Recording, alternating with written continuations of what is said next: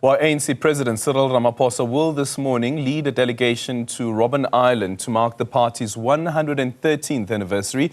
The party was founded on the 8th of January 1912 in Bloemfontein, making it the oldest liberation movement in Africa. Several ANC former leaders were imprisoned on the island for political offences during the liberation struggle. Newzroom Afrika's Junior Kumalo now joins us live from Cape Town.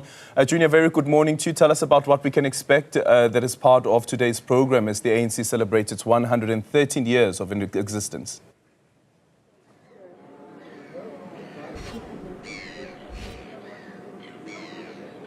Indeed, good morning to you, Aldrin, and a good morning to our viewers.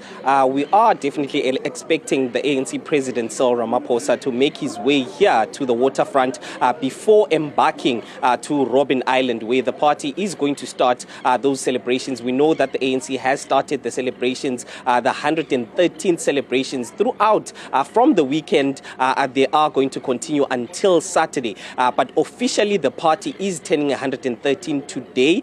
It was formed, as you have already indicated, in 1912, when some of those ANC party leaders noticed that racial segregation actually was being legislated in South Africa, and to try and push back on that racial segregation that was being legislated, they formulated what was then known as the South African Native National Congress, which later then in 1923 became the African National Congress. So we are going to bring in now the spokesperson, national spokesperson of the ANC, just to talk about these celebrations that the ANC is hosting. Thank you so much, Mahlengi, for joining us. The ANC today officially turning 113 years. Please just talk to us about the legacy of this party. Yes, it is a moment where we want to say happy birthday, ANC. It's a day where we're going to be reflecting a lot on the journey that has been traveled, a number of victories, but yet so many other victories that still should be scored that will justify and provide the rationale for the founding of the ANC in 1912 as South African Native National Congress, and later in 1923, as you say, renamed African National Congress.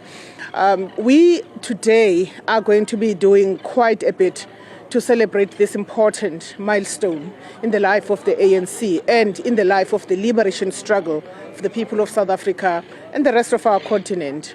One of which, as you can see, we're here at Robben Island, we're here in the Cape Town waterfront on our way to Robben Island, where, led by the President, we will pay homage to that place as a symbol of resistance, as a symbol also of triumph of that which was dark about our past.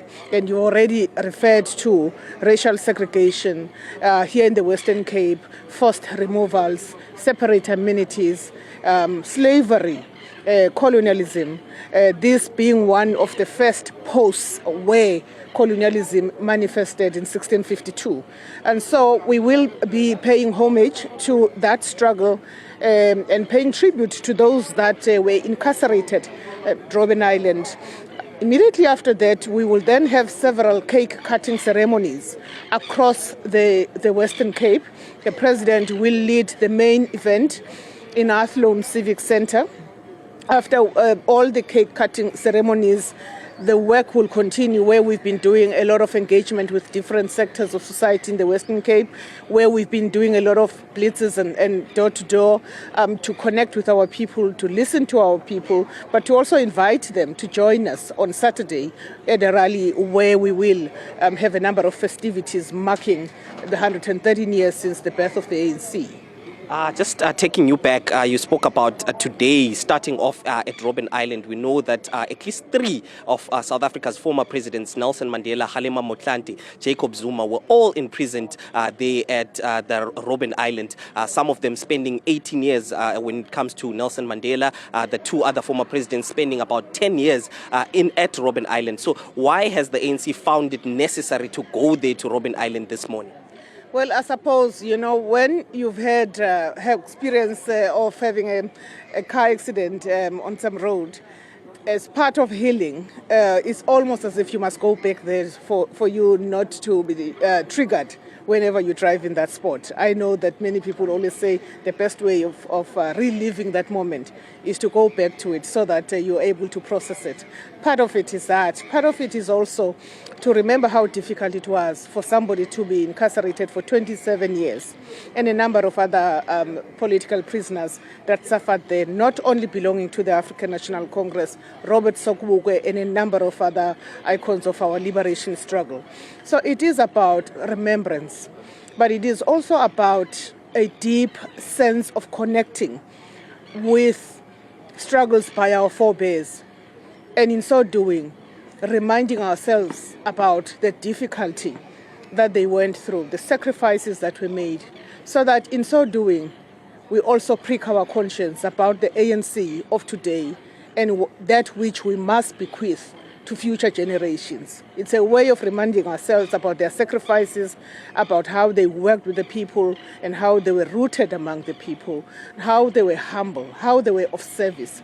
All of those founding values of the African National Congress. By going to Robben Island, we also want to remind ourselves, and of course we also want to pray that spirit lives on and lives on among ourselves as members and supporters of the ANC, and that we ourselves may emulate the best examples represented by Nelson Mandela, Walter Sisulu, Raymond Mhlaba, Ahmed Kathrada, Dennis Goldberg, and countless others that went through Robben Island. Speaking about emulating all of these individuals that played a crucial role in liberating South Africa, the ANC now has been in power for about, since the dawn of democracy, over 30 years now. What do you think the legacy of the ANC in government is at this current moment? Well, I do think that it is a legacy that has been characterized by a change in formation of political democracy, the establishment of democratic institutions to sustain and stabilize the democratic order. So it is the architecture of a new system of governance in our country, building state and a number of state institutions. It has also been a legacy of closing the gap between the haves and the have-nots, something that has not been fully accomplished. We will be the first people to say that because it is a journey. But indeed, those that did not have access to energy security, those that did not have access to a minimum provision of basic services such as access to water, clean drinkable water, access to primary health care at no cost, access to education through no-fee schools. I could really mention quite a lot of achievements in the past 30 years. Those achievements also do get undermined by some of the challenges that we've experienced, and especially with the sluggish economy and the entire geopolitical and geo-economic environment, and how it has had an effect on the implementation of redistributive policies in South Africa. It's also been undermined by instances where the demon of corruption, both in society and within sections of the African National Congress and the wider democratic movement, would undermine the perceptions, would undermine the faith that our people should continue to have in the African National Congress. And we are the first people to say that in order to emulate the examples that were set by our forebears, we need to weed out elements that perpetuate corruption, particularly those that do in the name of the ANC or that do using the trust placed by the ANC when placed in positions of responsibility or in close proximity to public resources. We are doing a lot of work in as far as that is concerned.